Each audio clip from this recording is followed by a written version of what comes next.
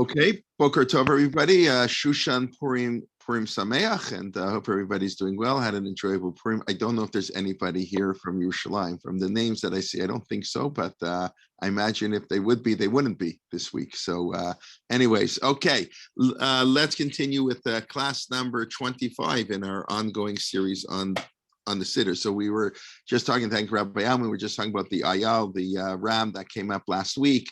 When is it brought? And we pointed out outside, of course, of all the Yamim Tovim, when you bring one ayal, except on Sukkot, when everything is doubled, as we spoke, because Sukkot is a dual holiday, so you bring two elim. Basically, just the korbanot hasham, pretty much, and are brought as an ayal. Those are the we mentioned last night a little bit the sin offerings for sins you did generally. Anyways, but okay, but that's and it would be part of the son. We distinguish between son and bakar. Bakar is cattle, and son, flocks is lighter animals. We have in, let's say, by Hilchot Tefillin, we have a distinction. We call it not son and bakar, but I don't know if it's exactly the same. Maybe it is. I assume it's the same. We distinguish between a behema gasa and a behema daka, like a thick animal and a thin animal. Like when you get your tefillin, so it's more mehudar. It's more. It's a higher level if it's a behema gasa, like from a cow, as opposed to a lamb or a sheep. I don't know enough about how the skin of these animals are and how they make the cloth. But anyways, that's we do have these distinctions in halakha. I don't know; it doesn't come up too much else often, but we have, of course, the real halachic distinction is between a behema and a chaya. Behema, let's say, it's not that you have to do hisui hadam. When you slaughter an animal, you have to cover part of the blood. The Torah has one of the isur is a karet. We spoke last night that the prohibitions where you are cut off from the Jewish people is the drinking of blood, eating of blood. Blood is life, and that's why the Torah originally we were all vegetarians, and then Torah allowed the eating of meat. So you have to cover the blood, but you only have to cover the blood of a behema and an off. You don't have to cover the blood of the chaya. I think I have that right. But you have to cover the blood, and so there are distinctions in halakha. The other way around. Oh, the other way around. Yes. The chaya, right? Because the behema and off are brought in the Mishkan, in the Beit Hamikdash. So since we sacrifice them as animals, we don't have to cover the blood. But we're not allowed to bring a chaya. Let's say. What would be a chaya? I don't know, a buffalo, let's say. In the end of Bikurim, actually, we have all places. The mission discusses a koi. It's a deer. Yeah, a deer, right? A deer would be a good example. Tzvi, right? Tzvi, yachmor, right? Different examples. Okay, whatever. So there are important things. Unfortunately, as you see, I'm not so knowledgeable in this area, but the different types of animals. Listen, people lived on farms. Of course, when there was a Beit HaMikdash, obviously these were much more relevant. But I don't know. Has anybody ever been to a shecht house and they've seen them slaughter an animal? The highest I ever saw was a lamb. That's the most I ever saw. That was actually when I was in Yeshiva University. Somebody did it, but I went a couple times to a slaughterhouse, but that was only chickens. For when we were in Smicha, we had to go. They say if you go see how they slaughter a cow, you'll become a vegetarian. So most of my family is vegetarian anyway. But anyways, the Torah has detailed halachot about these items. Okay, let's move on, I hope. Okay, so the other thing I just mentioned at the end, I think during the questions last week, we're talking about the Mishkan and Shabbat, and of course we derive the prohibition of what you're not allowed to do on Shabbat from the things that were needed for the construction of the Mishkan. Actually, it's a debate. I think I don't know if it's the Eglei Tal quotes this debate. There's a debate. I don't know what the practical difference is. It's the same 39 milachot, but are the milachot the things needed for the construction of the temple as they were building it. I think we generally assume it's not the construction of the temple, it's the running of the temple.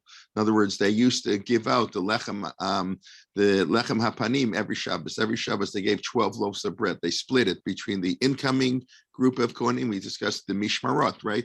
Tishmeru, right? The Korban Tamid, the hint to the Mishmarot that the Korban Tamid has to be brought by every Jew. We bring it collectively on their behalf of every Jew. But no, so you're in Oshkosh, and how they bring the Korban on your behalf. So we divided the entire Jewish nation into 24 Mishmarot, and each Mishmar during their week, the Kohanim would go work, and the Levim would go and help, and the Israelim would gather in their quote unquote synagogues and read Maseh Bereshit. We discussed that a little bit. So that's how the notion of the Mishmarot. So every week you had a different Mishmar coming and a different Mishmar leaving. So the Lechem Hapanim, the 12 loaves of bread, would get divided between 6 and 6. Or was it 7 and 5? I think. I now have to look that up too. Either they divided 6 by 6, or they may have divided it 7 by 5. Whatever the two mishmarot. So that's how you know that baking is prohibited on Shabbos, because they used to bake every week in the Beit Hamikdash, or the Shtei Halechem on Shavuot they used to bake. So the Av Melacha, the prohibition on Shabbat, is baking, the real prohibition.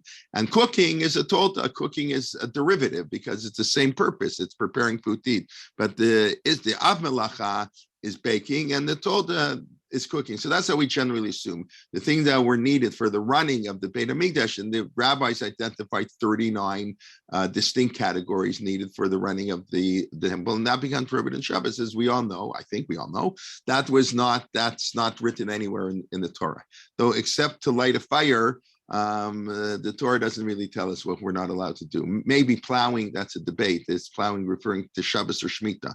But there's very little. That's the rabbis interpreting how the Torah, by the Torah juxtaposing the Mishkan and Shabbat. So that's how we know that you're not allowed to do the work. I think I mentioned, I guess, Heschel famously, he talks about Abraham Joshua Heschel, about the Shabbat, the Kedushat Hazman, the sanctity of time. And basically, you weren't allowed to build the Mishkan on Shabbat, because the sanctity of time is more important than the sanctity of space. The Shabbat overrules. The Kedushat Hazman is more powerful than Kedushat HaMakom. But then we left the question. I said I'd begin if people were interested this week. So why can the Mishkan run on Shabbos? It's almost an oxymoron. On the one hand, you're not allowed to build the Mishkan on Shabbat.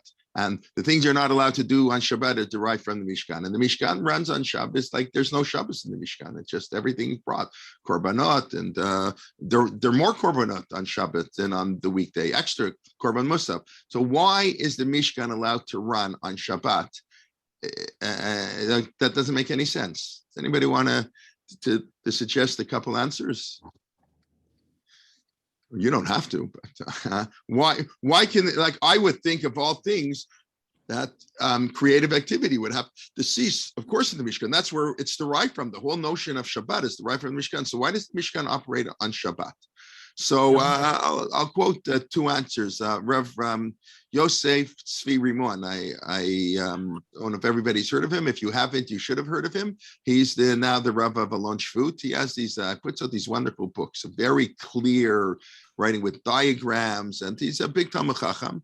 And like I say, the Rav Alon Shvut, and he puts out all these beautiful books. And so he has now put out, and some of them are translated into English. He has one on Shemitah. I don't know that they're all translated into English. So he has on Shabbat, pretty recently put out a 2-volume set. So he goes through, he discusses this issue a little bit, and he gives two approaches to this question. Number one is very interesting. It says, why do we keep Shabbat? The first reason we keep Shabbat is to recognize that God is the creator of the world. God created the world in 6 quote unquote days, and rested quote unquote, whatever that means, on the 7th. So we have to emulate God. That's the first message of the Torah. We're God's partners. We're created with Tselem Elohim. So everything God does, we have to do. So we have to recognize God is the creator of the world. It's very important because man is so advanced. We think we know it all. So we need a day where we can't create. God is the master creator. No, that we only need in Toronto, in New York, even in Jerusalem. But you don't need that in the Beit HaMikdash. The Beit HaMikdash is suffused with the presence of God. It's where God dwells. That's whatever that means. But Vasuli Mikdash v'shachanti b'tocham. God's dwelling place is in the Beit HaMikdash. Beit Tfilati yikarei l'chol amim. It's my house. That's where God is. So God is sort of, the presence of God is all over the place. We don't need that extra reminder. It's a very kind of interesting answer that we don't need any extra reminders of the prohibition of work. And therefore, in the temple, we basically ignore Shabbos. Things run like they do. By the way, I mentioned it's a Beit Tfilati, right? We spoke a couple years ago in our Pirkei Avos class that's the Gemara has this very anthropomorphic, right? That's the word, right? Anthropomorphic comment that God prays.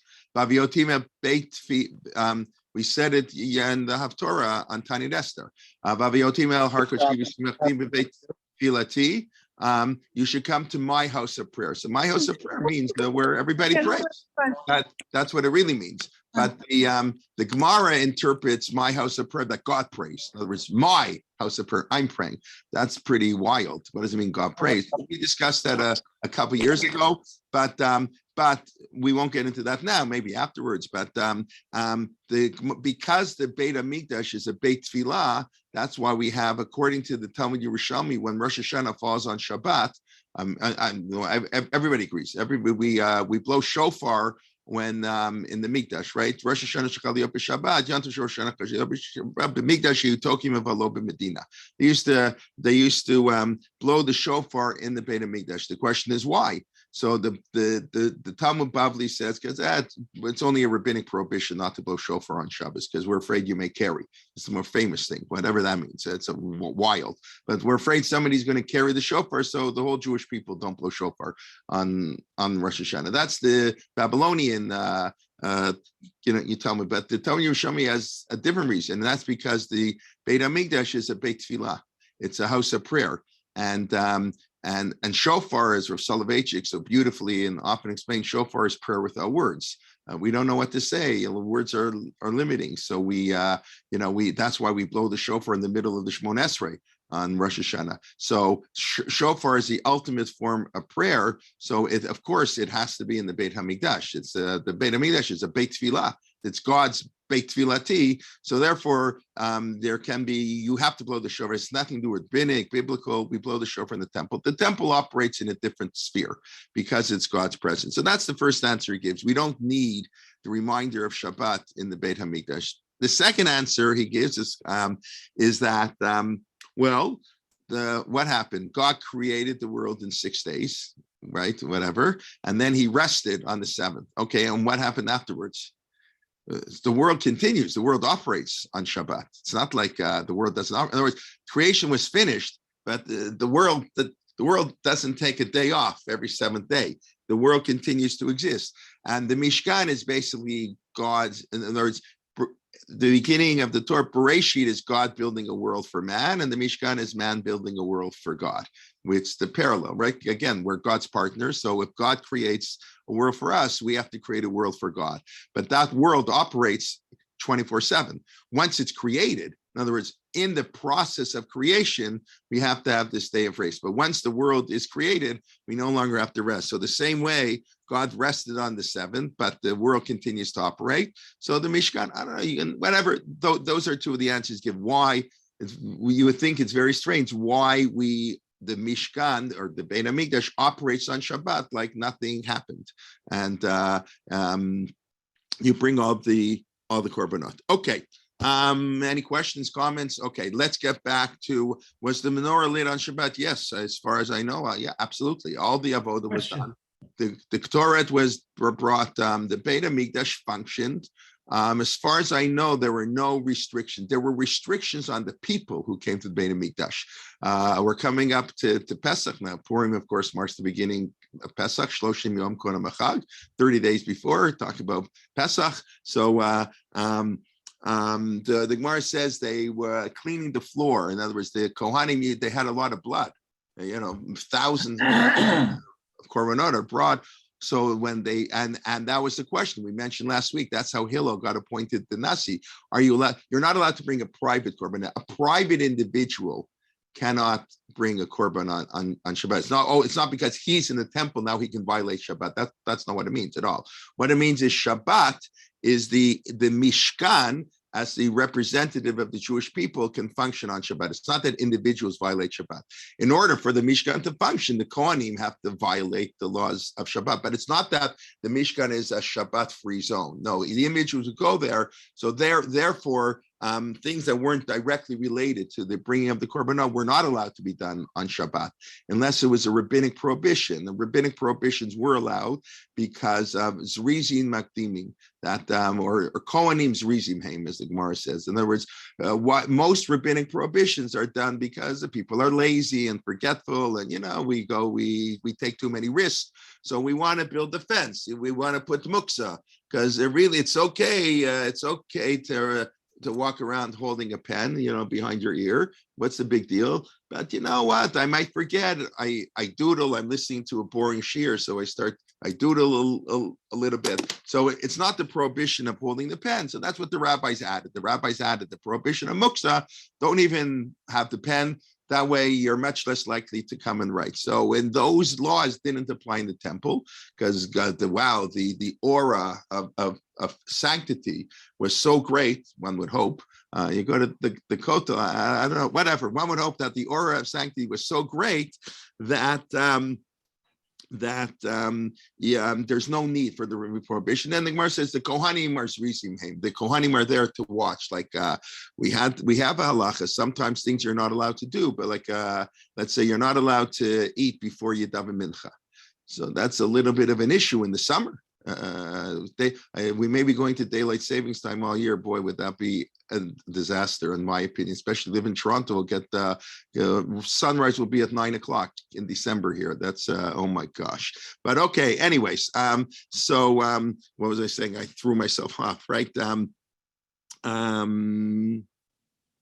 Yeah. So in the temple, what's about to say? The Kohanim would remind the people not to violate the prohibition. All right, so that's one of the halachot that say you have to daven mincha. You have to daven mincha you're not allowed to eat, you're not allowed to do anything. So what do you do in the summer when shul's at 8:00? What, you can't eat before 8:00?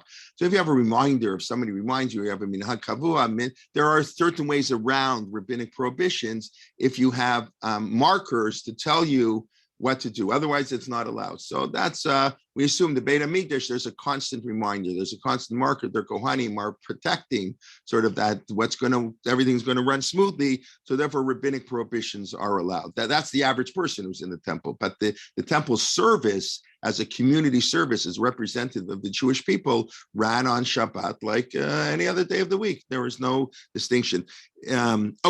Okay, so let's get back. I said we were almost finished the Korban Tamid in my Koran Siddur, page 40. Yes.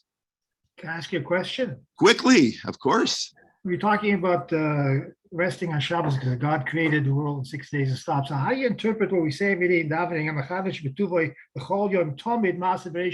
Is God still creating the world? As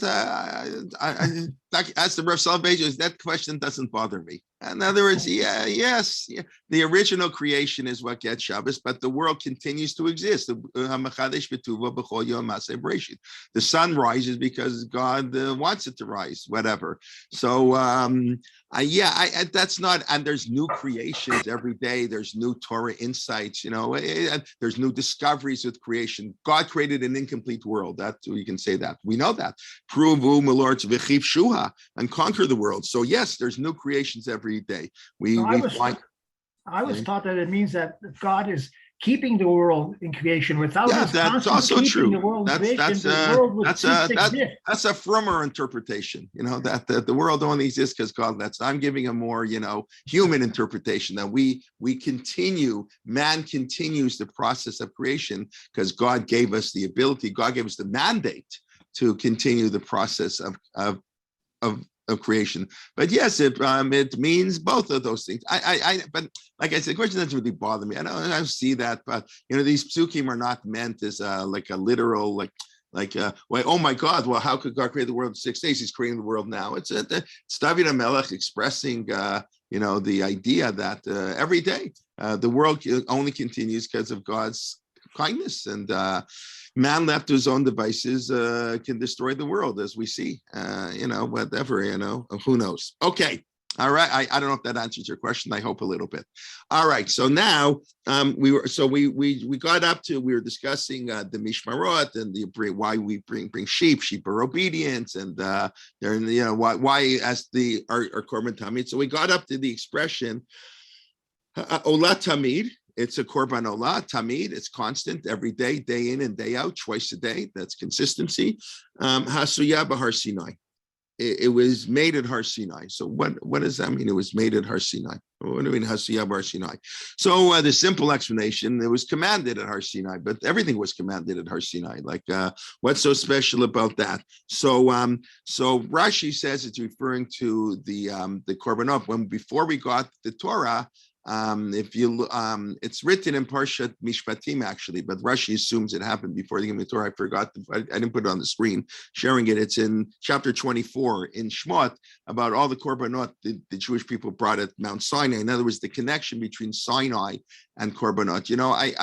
I don't know if I mentioned this last week. The Rambam's view on korbanot is sort of like famously controversial, and maybe modern people like the Rambam's interpretation because we don't relate to korbanot well. So we like the fact that the Rambam. I am speaking here for myself. I don't want to speak for other people, but I think for many people, the Rambam, historicizes really korbanot are not so wonderful,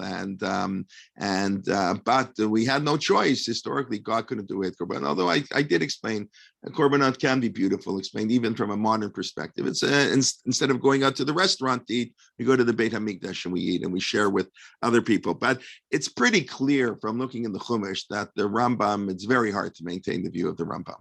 Korbanot are so central in the Torah. Vayikra, it's very, and Cain and Hevel start with korbanot. Yes, that created problems, but the Noach brought korbanot.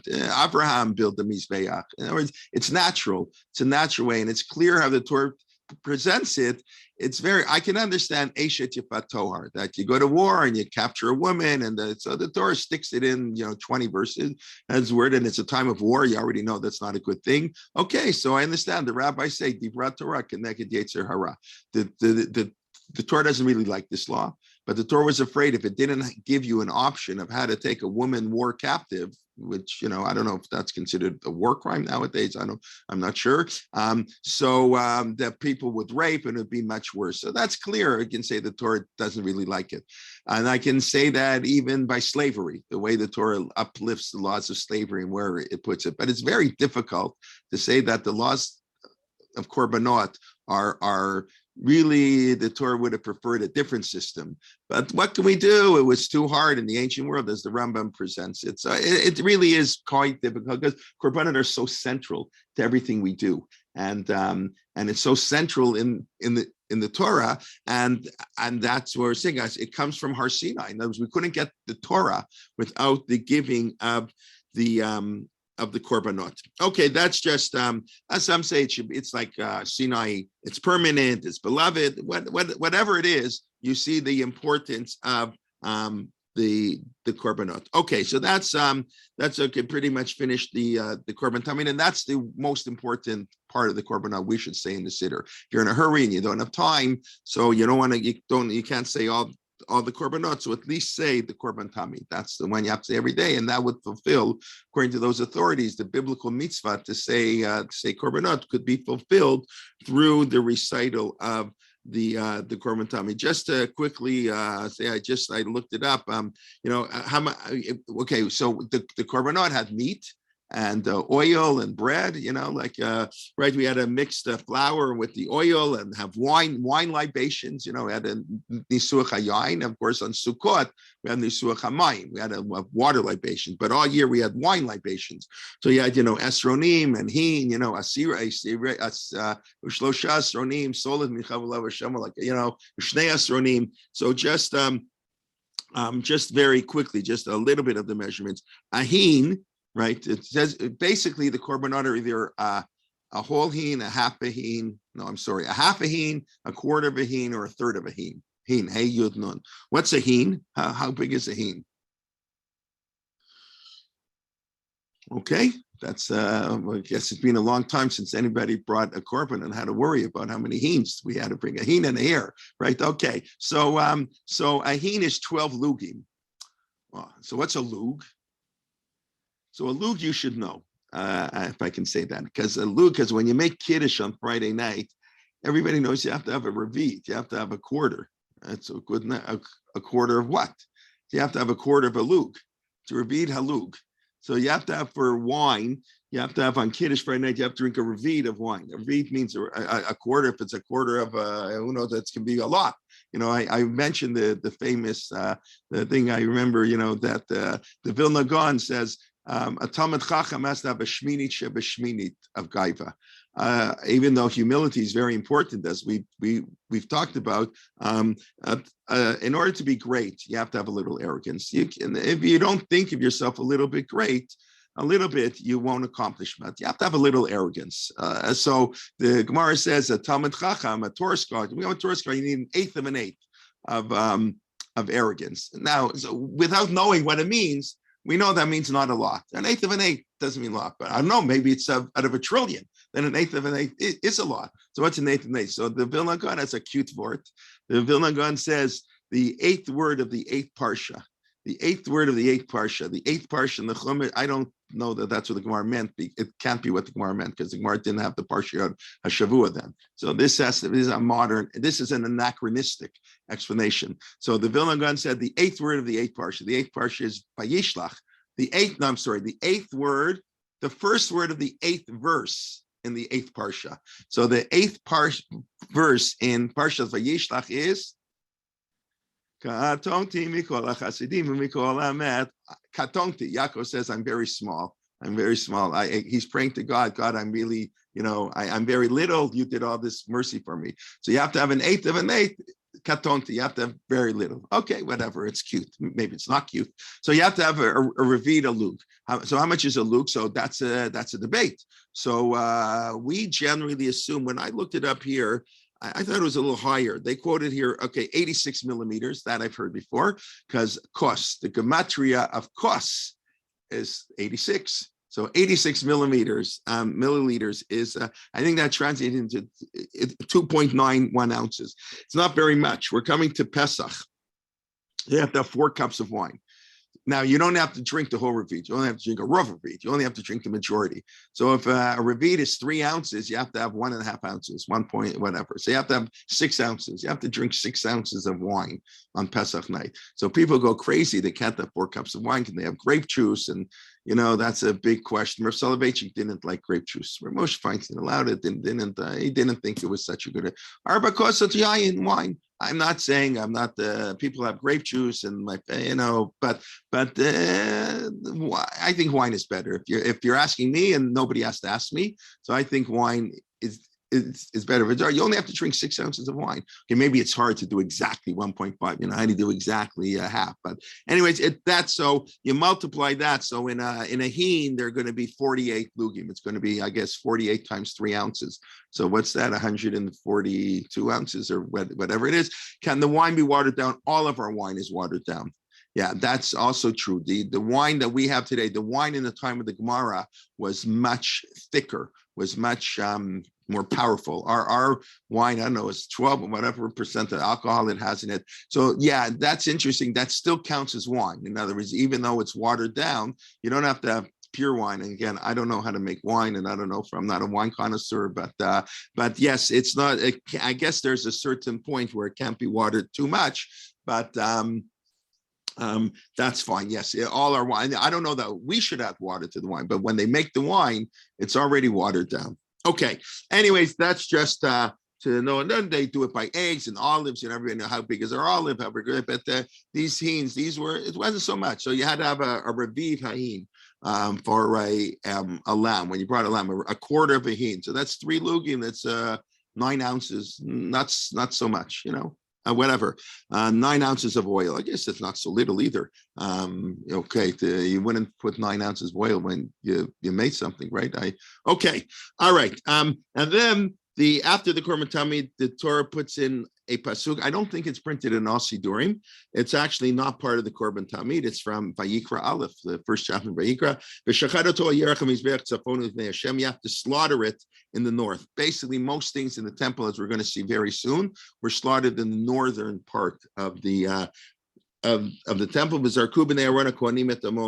then the Kohanim have to throw the blood. And I think we've seen in the past, the throwing of the blood is the main part of the Korban. That's what we were discussing before, covering blood. Blood is life. But the most important part generally of any Korban is the sprinkling of the blood on the altar. Okay, with that, I just want to, we're not going to go through all the rest of the Korban in great detail, but I just want to spend a couple minutes on the Ketoret. And then we'll get to Esim and Kelman, that the 5th parak in the Masechet Zvachim, that is, some people say the whole thing every day. Very nice. Okay, so let's just quickly, what's the Ketoret? The Ketoret is the incense. So the incense consisted of how many spices in the incense? You had to bring every day. The Ketoret was brought on the Mizbeach HaPnimi. So if you remember from Yom Kippur, or from the last time we learned Vayikra in depth, or the earlier Parshiot, so there were 2 Mizbechot, there were 2 altars. There's the what we call the Mizbeach HaChitzon, the outside altar, which is the copper altar, or the Mizbeach HaPnimi, the internal altar. That's the Mizbeach HaZahav, the golden altar, and it was different size. It was totally different size, much higher and square, much narrower, but taller. And the Mizbeach HaKitzon, the outer Mizbeach had a base of 32 amot by 32 amot. How big is an amah? That's once we're talking on measurements today. How big is an amah? Somebody's going to answer me. No. How much is an amah? You can walk 2,000 amot outside of your city. So that's, nobody does that. But if you're in the cottage, how much is an amah? 18 inches. So, right. So, no, an amah is from your elbow to your middle finger. That's an amah, right? Now, how big is that? It depends how tall you are. So the real answer, I remember Rav Schachter telling us this also, the real answer is that the Gemara wasn't very concerned. We live in a scientific age. An amah was an amah. How much matzah do you have to eat? You have to eat a kizayit. What's a kizayit? You don't have to eat a zayit of matzah. You have to eat around an olive, a little less, a little more.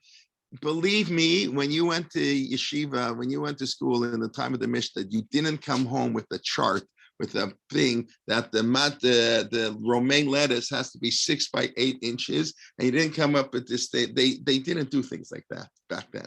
Rav Schachter told us that his father-in-law, who was a Rosh Yeshiva in Telz in Europe, I believe, told us that they had a Pesach Seder. 5 Rosh Yeshivas were at the Pesach Seder. I guess they had in the yeshiva.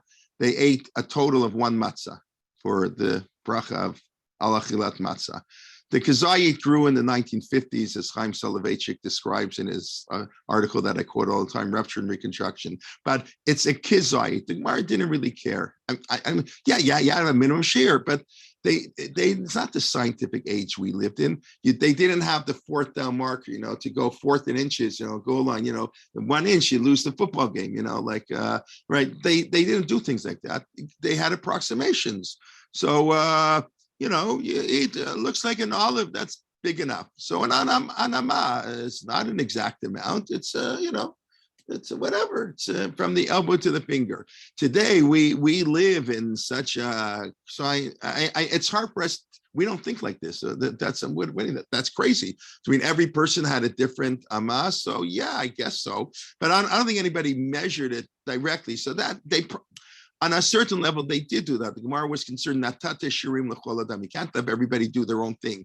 But a lot of these things, the Gemara wasn't so concerned. It's good enough. It looks good. It's, you don't need a magnifying glass to check. So today, an amah is anywhere between 18 and 24 inches. An amah is anywhere between 18 and 24 inches. Let's say it's 18 inches. So the Mizbeach HaChitzon was 32 amot. That's 48 feet, 50 feet by 50 feet. By the time you got to the top at 10 amot, it was 28 by 28 because you had ramps like going around. So it indented it. Either 28 by 28 or 26 by 26. You think of a barbecue grill. It's really what there was. A big barbecue, let's say about 40 feet by 40 feet.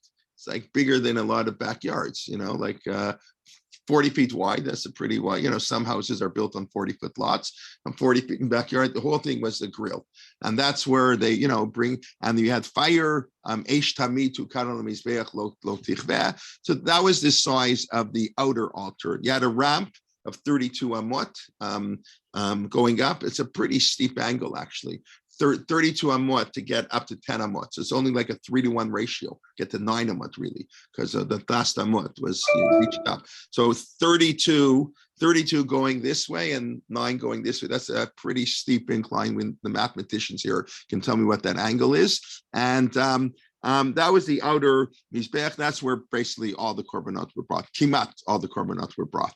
Then you had the mizbeach on Yom Kippur. Yom Kippur, you brought the Kohen Gadol brought it inside. And of course, inside, only the Kohanim, that was in the Kodesh, not the Kodesh Kodshim, that any Kohen could go to. The outside, the Azara, that anybody who was Tahor could go there. But in the Kodesh, where the Menorah, the Shulchan, and the Mizbeach HaZahav were there. The Shulchan, the table, that's where they put the 12 loaves of bread, Bishul on Shabbat that we started with. The Lechem HaPanim, that was put on the Shulchan, and it was there. It could never leave. It had to be tamid. That's also a debate. Does it really mean that literally it could never leave? That's how I think the Gemara comes to the conclusion. They would sort of slide one loaf of bread. It would stay there all week. And as they take away last week's, they put this week's. And that was one of the 10. That was one of the miracles in the temple. The bread stayed fresh for a whole week. They cooked it on Friday and they ate it the following Shabbos, 8 days later. So that's the Lechem HaPanim was on the Shulchan. Then you had the menorah, you had to light the menorah, and then you had the Mizbeach HaZahav, or something called Mizbeach HaKtoret. That's the Mizbeach where they put the incense. These, as Morris points, or somebody pointed out, the 11 spices. The 11 spices were in the Ktor. Why 11 spices? Whoever 11. 10's a million, 3, 5. Whoever heard of 11? I don't know any other thing in Judaism. I guess Achadasar Kochvaya, Achadasar Miyodeya, 12 stars in Joseph, 11 stars in Joseph's dream. Okay, great. That's not so great. Why 11? So if I were 9, you'd ask me why 9? That's what that's how the Rambam says. Why often, very often, why 7 candles in the menorah? Well, if it would be 8, you'd ask why 8. But again, lots of people don't. We like to find meaning in these numbers. Sometimes there really isn't meaning, perhaps. But so 11 probably does have meaning. Why? Because one of the important, one of the 11 spices was the chalbana, right? If you read the Torah, where does it go here? Not the v'shchelech chalbana. Samimu livona zakah bad v'vad. Yeah, okay. Make court. What's the chalbana? So I don't know. How do they translate that? Fragrant spices, balsam, onchki. I don't know how to pronounce it. Galbanum, pure frankincense, etc. So the Gemara says the chalbana, maybe this people have heard of, had a really bad smell. You wouldn't go near this place. It was like really gave a foul smelling odor. But you brought it with 10 great spices, and it would cover up the smell of the chalbana. So, and the Gemara uses this as to teach us that any fast day that doesn't include the Poshe Yisrael, I think that's the expression, Poshe Yisrael. Again, I forgot, whatever, I didn't bring it up, but that's a Gemara in Kritut, I believe, that any Gemara, any fast day that doesn't include the sinners of Israel is not a fast day. The Jewish people you can't daven in the shul with 10 Rosh Yeshivas or whatever. 10, you have to daven with Hamonam. At Siddur, right? That's the Siddur. It's Sadiq, a Benoni, and a Rasha. Okay, that's cute, whatever. But what does Siddur mean? Let's bear to gather together. It has to be everybody. So we don't. It's what kind of a community is it where we don't let sinners in? Only the pure can come in. So that's what the Gemara says. Any fast day that we come together to do tshuva and to repent, you have to invite the sinners. And of course, we all know what's the first thing we do on Yom Kippur. Whatever we say, hey, anu matirim lipalel ima avrar yarnim. We permit ourselves. Actually, that's actually a pretty weak word. Based on what I'm saying, it should be a stronger word. But whatever, we allow ourselves to daven with the sinners. Maybe that's talking about ourselves. Whatever. But that so. So when I heard from one of the teachers, that cute, okay, that's why there have to be 11 spices. So you want a minion of, basic people who, everybody sins, but you want a minion of 10 nice, honest, decent, religious people, and then you can invite in all the sinners. That's like Abraham. You need Storm. You need 10 people in Storm to save the city. You have to have a base of religion. But I think there's a beautiful idea that we don't talk about enough, that the Chavana was part of the Ktoret. And like I said, the Ktoret brought the inner Mizbeach, the smoke went up to heaven. And the Mishnah in Yuma, if you want to learn about Ktoret, you read Yuma, which is many of the descriptions of the daily temple is in Masechet Yuma. That's hinting to the fact that basically Yom Kippur is just elevated status of every other day. In other words, the Mishnah describes how the Torah was different on Yom Kippur than every other day, but it's Torah. In other words, it's the same thing. Yom Kippur just has a elevated status of that. So a lot of the 7 of the 8 chapters Masechet Yuma, the day, Yom Kippur, deal with the temple service, but not all with the Yom Kippur temple service. The 8th chapter deals with Yom Kippur like we know, when to fast, when not to fast. But the first 7 chapters deals with the temple service, but much of it deals with the daily temple service. And then we discuss, of course, the special service on Yom Kippur. But I think it's also instructive. We do have Masechet Tamid, we'll get there, we do, but that a lot of the laws of the daily sacrifices are incorporated into the Masechet on Yom Kippur. The Mishnah says in Yuma, remember we discussed a few weeks ago, by the, what was I going to say? Hold on a second. We had the lottery on the Trumat Hadeshen. The people they got into a fight, and one guy, he killed his guy, and then insane father said, my son's alive, let me pull out the knife before it becomes tameh, because he's going to die soon. The insanity of how religious fervor can allow you to kill people, and even your own, really unbelievable. But we know that's true. We know that's true. So they used to have a race up the 32 Amot, the 48 feet of that ramp. They had a race to see who could take out the garbage, clean out the Trumat Hadeshen. So they had 4 lotteries in the Beit HaMikdash. So the second lottery was who was going to bring the Korban Tamid. Only 9 priests were needed to bring the Korban Tamid. 9 priests every day, that's not so many. Even if you divide the priests into 24 categories and then into 6 subsections, there's still hundreds of Kohanim in the temple every day. So 9 of them brought. So they had a lottery who would get the merit, and then they had a lottery who could bring the Torah. And the Gemara says that lottery you can only win once in your life. It's like you're only allowed to win. Like if a guy wins Lotto 649, I don't know what's it called in America. I don't know what the lottery is called here. Lotto 649. So guy wins once, that's amazing. He wins twice.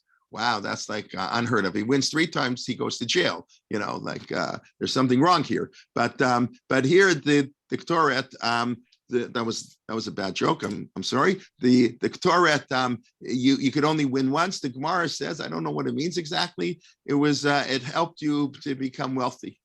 I think they say that by a sundik also. No, is that said? I don't know. I've never been a sundik. Did they have such a concept? Maybe people are sundakim here. it can help you to be wealthy. I'm not sure. Anyways, that's not in the Mishnah. But the Torah, they would have a lottery in the temple. And the fourth lottery was who would bring the Korban Tamid was done in two stages. They would put the pieces of the animal, the various parts of the animal that they would sacrifice on the ramp, and then they would take it from the ramp to actually put it on the altar. So that was divided into two lotteries. So that's what the Mishnah, they had four lotteries. It's we're Purim, we're Motzei Purim. Purim is a lottery, right? Rav Soloveitchik, I wrote a whole other thing, why Yom Kippurim, right? Rav Soloveitchik, in his article on why Yom Kippur is a day like Purim, Yom Kippurim, he said life is a lottery. Purim is all about lotteries. That's why it's called Purim. The Megillah says so. The Megillah says it's called Purim. Okay, it's because of the lottery. What's Yom Kippur all about? Lottery. Which Sa'ir is the Seir Lashem, Seir Lazel? So much lottery. That sounds so un-Jewish. Haman makes a sottery. That I get it. We don't believe in gambling. It's not a Jewish idea, but Yom Kippur is all about lottery, right? And Rav Soloveitchik explains, because that's our claim to tshuva. Our claim to repentance is that life is a lottery. God, you may be born in North America in the 20th century. How do you expect a Jew to be religious in the atmosphere of the decadent West? I don't mean it like, but how with the temptations that are out there, and the movement, the glorification, the sex and the violence and the television and the internet, it's impossible. And there's so much, no. How do you, God, if I would have been born into Shtetl in Poland, I'd be a nice religious Jew. I wouldn't have that. So that's how the Rav writes that. Davs in Reflections of the Rab, that's our claim to God. God, it's your fault. What do you expect from people? It's like the Gemara says, you dress up a kid very nice and you put him outside a house of a prostitution. Well, what do you think is going to happen? Like, that's what the laws of Yichud are all about. Why men and women who aren't married can't be alone together in the room, because normal people, things are going to happen that we don't want to happen. So our claim to God is we do our best, but you gave us you put us in a situation. It's a pretty audacious claim. It's a pretty wild claim, but that's how we come to God. That's why I'm sure there are more ideas, but that's one of the ideas the Rav expresses, why we say Yom Kippurim. Yom Kippur is a day like Purim, and our claim to tshuva is that it's Purim, it's lots, that we were given sort of, I don't say a bad hand. I'm glad we were born in America in the 20th century, where despite all the problems in the world, it's hard to think of a better time to be born for anybody. The wealth and the comfort and everything that we have, and better time to think of a time where it'd be more peaceful.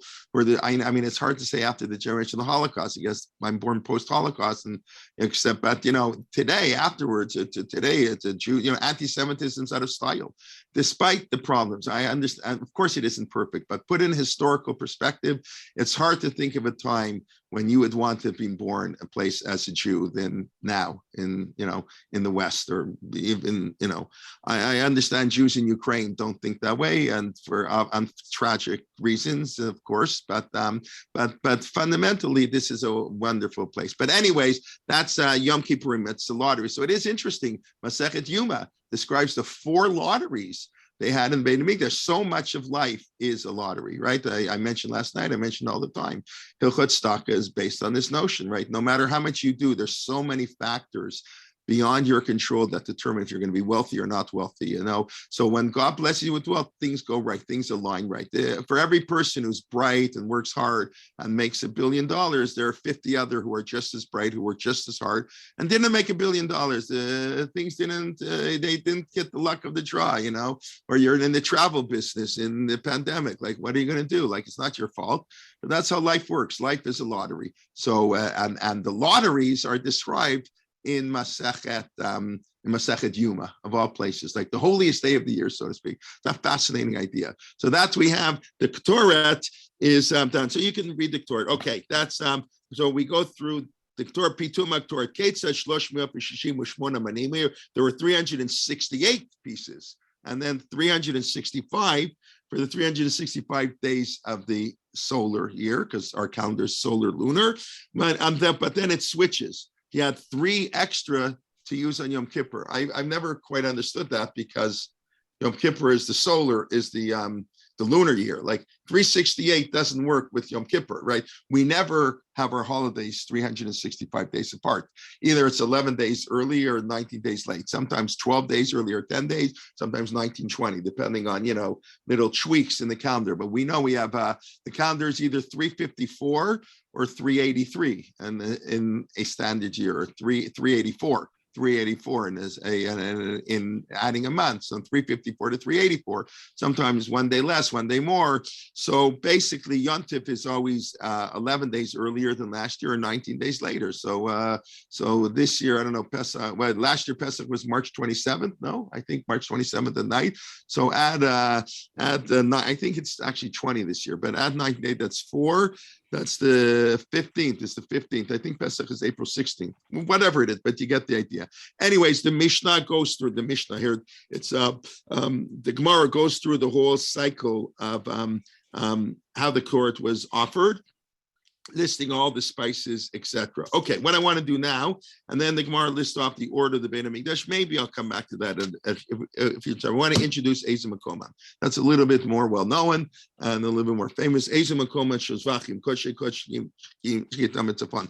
So I guess, please God, next week we'll go through some of it inside. What I want to do this week is just by mention I imagine if I'm going to ask people, why, remember, what we're doing now is learning Torah as part, right? La'olam yishalesh adam talmud. You have to learn 3 genres of Torah every day: Tanakh, Mishnah. Mishnah means straight law, and Gemara, analysis. So Rabbi Yishmael, this is the second cycle, right? The first cycle was Yivarach Hashem Yishmeracha, Elu Dvarim She'elim Shiur, Elu Dvarim She'adam Achol Perotem Olam Hazeh, Karen Kem Olam Haba. That was one cycle of learning, and now we've been doing for many weeks this second cycle of learning, and why it's picking from the Korbanot, because Tefillah is connected to Korbanot, and but our second stance of learning. So we have the psukim of the Korban Tami. That's what we've gone through the last couple of weeks.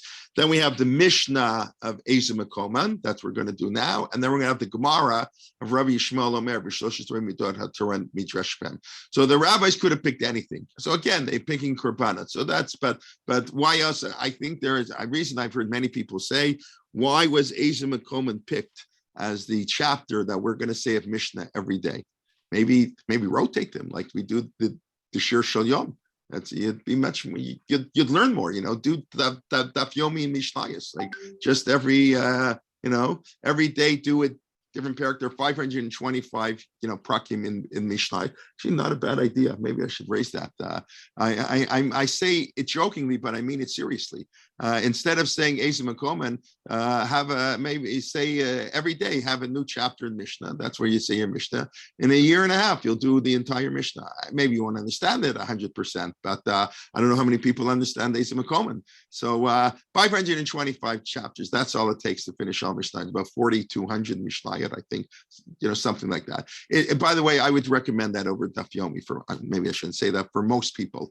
That's what I'm telling you, because you'll first of all, you get a much broader education. You'll because as you'll see my Dvar Torah that I'm sending out, please God, after the Shir, only 37 of 63 Masechtot have Gemara. So half of Shas, half of the Torah you don't learn when you learn Daf Yomi. You don't learn Adius, you don't learn Peah, Bikurim, Orla. You don't learn half of the Torah. Yeah, it's more than half. In other words, in quantity, more than half of the Mishnayot have no Gemara. We don't learn that in Daf Yomi. And also Daf Yomi, it's unless you have a lot of time to spend on Daf Yomi, it's very hard to really to remember it and to follow it and the back and forth. The Mishnah, you'll know all of Jewish law. The Gemara, you don't know after an hour what exactly practical things came out of it. I listen, it's beautiful, those that do it, and it works, and it gives people the power to learn. It's all wonderful.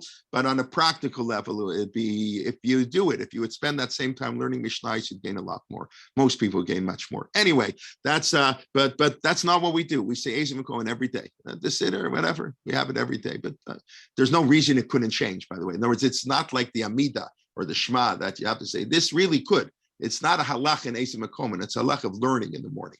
That is important to state. Okay, so why was Eza Makoman with that? Why was Eza Makoman chosen? So what do they say? No, what's the reason? No, nobody heard this reason. Okay. Who's the author of Eizim Kelman?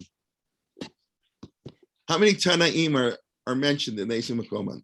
Rabbi Akiva, Rabbi Yochanan ben Zakkai, Rabbi Eliezer, Haggadah, like who's Rabban Gamliel? So none of these people are mentioned. Why are none of these people mentioned? Because there's no machloket. It's all anonymous. There's no machloket. So they say it's the only chapter in the entire Mishnah where you don't have at least one argument. I mean, we argue about everything.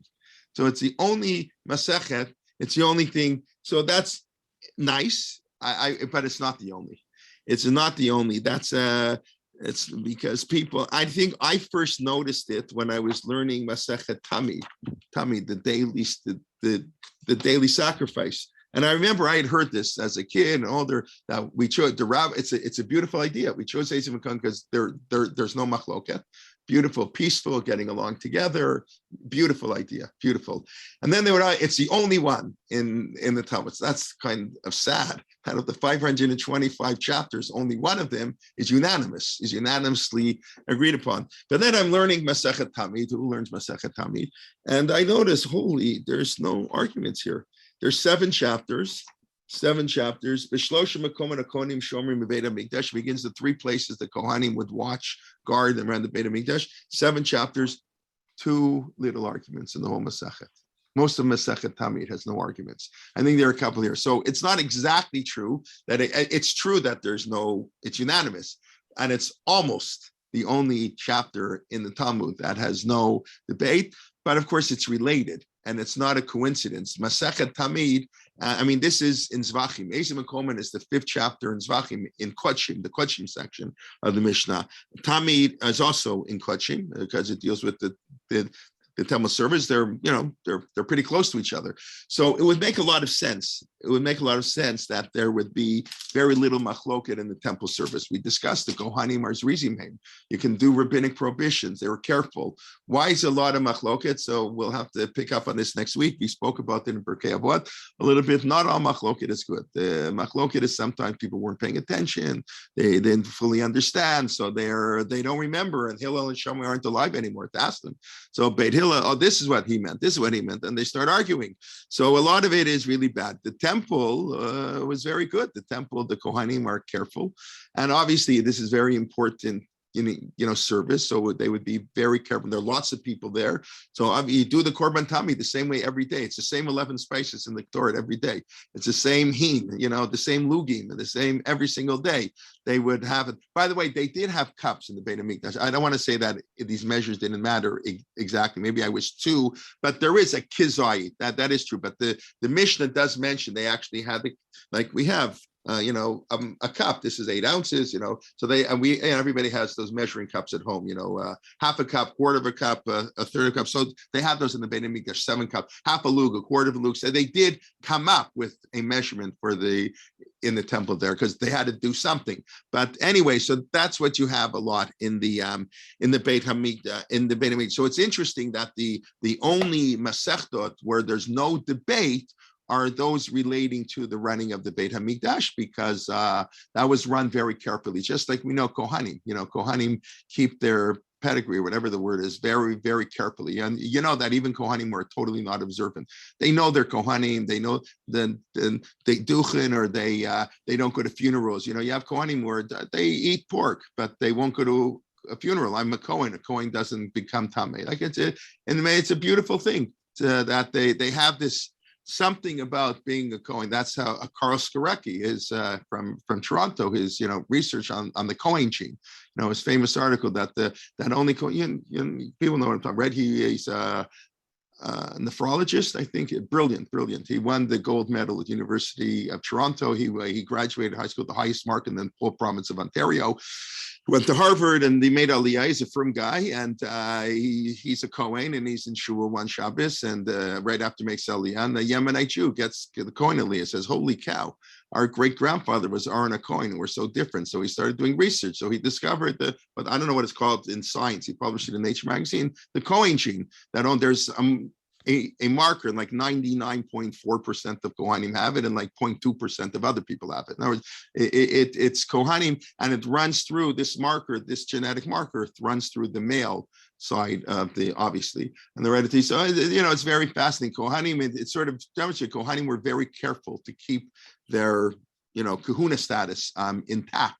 So that would make a lot of sense that in the temple there was very little debate. Okay, we have to stop here. Let's just do a very quick review. We talked about why on Shabbat the Mishkan can run. If we learned the laws of Shabbat from what we're not allowed to do on Shabbat, what they did in building the Mishkan or running the Mishkan, how can the Mishkan run on Shabbat? Say we don't need Shabbos in the Mishkan. God's presence is so great. We know is the creator. Very fascinating answer. Or in a sense, the same way it's true. God rested on the first Shabbos, but the world continues to exist in the same way God created for us. We create for Him a Mishkan, and then it continues to exist afterwards. We discussed Asiyah B'Har Sinai, the notion korbanot are linked to the giving of the Torah, the Korban Tamid, and it's the Rambam view is sort of hard to maintain through a simple reading of the Torah, where korbanot plays such a central role in everything that we do and every special event. Of course, all the Yamim Tovim, the special Korban Musaf. So Hasiyah B'Har Sinai, the Korban Tamid sort of emanates, just like the Torah,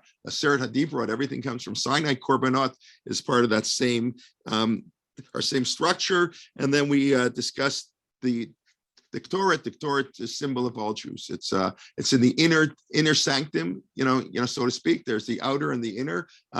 Misbachot, the Mizbeach HaZahav inside, the Kohanim, but it had the 11 spices to symbolize those Jews who sin.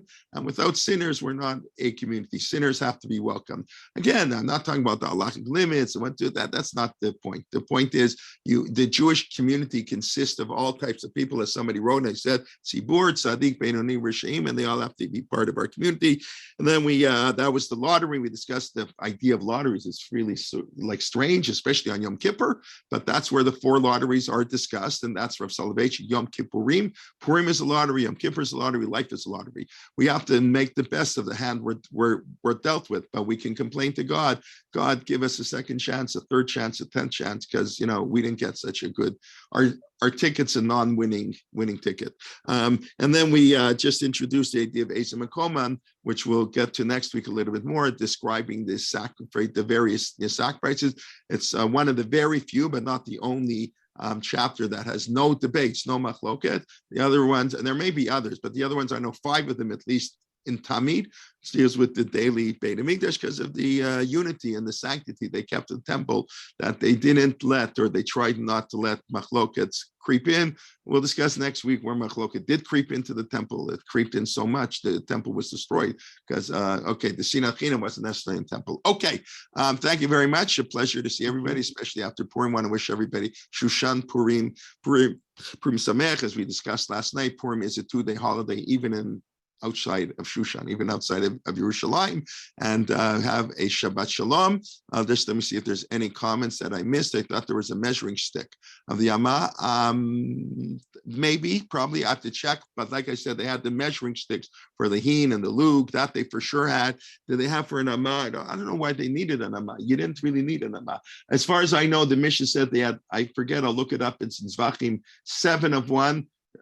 For liquid and solid, they have different measuring cups. Liquids and solids are different. I don't recall the Mishnah saying anything about an Amma, and I don't even know where you would need it. Once everything was built, I don't know nothing in the Beit HaMikdash, as far as I can think of, that a korban or anything has anything to do with an Amma. That's with heens and lugs, but it doesn't have to do with amot. That, as far as I know, doesn't exist, but I don't know. It could be. Thank you.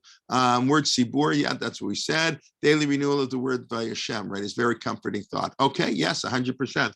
But you know what? God depends on man. I mentioned briefly, God prays. Makon filati, that's where God prays, that wild anthropomorphic midrash, that beit filati, that God prays.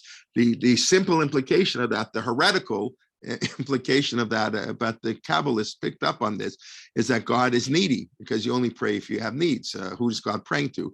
So God needs the Jewish people, which the Midrash already says. I think Rashi quotes it by Hebrew Melech Mitasei Froshayam. That in the Zot Habracha, you can only be a king if you have have servants. So God needs the servants of the Jewish people, otherwise he's not a king. So on a certain level, God needs man. I don't want to uncomfort you. Yes, it is very comforting that God is running the world every day, and there is a daily renewal, but I think a lot of that daily renewal is also man. We're partners with God, and I don't want to say God can only do so much. That doesn't sound right, but on a certain level, it is correct. God has their panim or whatever, but God expects man. God gave man free choice, and God doesn't always intervene. We don't know why he does, when he does, and how he does, and we have to live our life. I've said many times, I know it sounds heretic, we have to live our life as if there's no God. We always have to have God before us. Shivit Hashem l'negdi tamid, of course, but we also have to, we can't rely on God for anything. So God will do this. Don't live your life. God will do this. God will do that. God won't do anything. God, you do it. What God will do, he'll do in the background, but we can't live like that. So I know that's not a comforting thought. What can I tell you? But yes, there is, ultimately, we believe that God, controls the world. I don't know what that means though, exactly, but hatikva, let's hope we can have hope. Okay, I hope I didn't depress anybody with that, but I'm very optimistic. I brought my family, be optimistic, look at the good, think things will be good. Yeah, but Seder, as they say in Israel, but it's sometimes, you see what's going on in the world. Wow, it's an olam sheker. This is really an olam sheker. What can we do? We can, let's do our best. All we can do is do our best and hope that might influence God to act in a way that will be beneficial for all of us. Okay, wish everybody a Shabbat Shalom. Don't forget, our Pesach program is starting on Monday. Our the ongoing classes are continuing, but our new classes are picking up next week between Purim and Pesach, beginning 11 a.m. Avram Kowalski giving a 3-part series. And you can sign up. And our remembrance, we have, I think, 5 different series going on for Pesach. So I sent out the email. I'll send out another email now that Purim's over, and you can sign up individually for all of the classes, and we look forward to learning with you.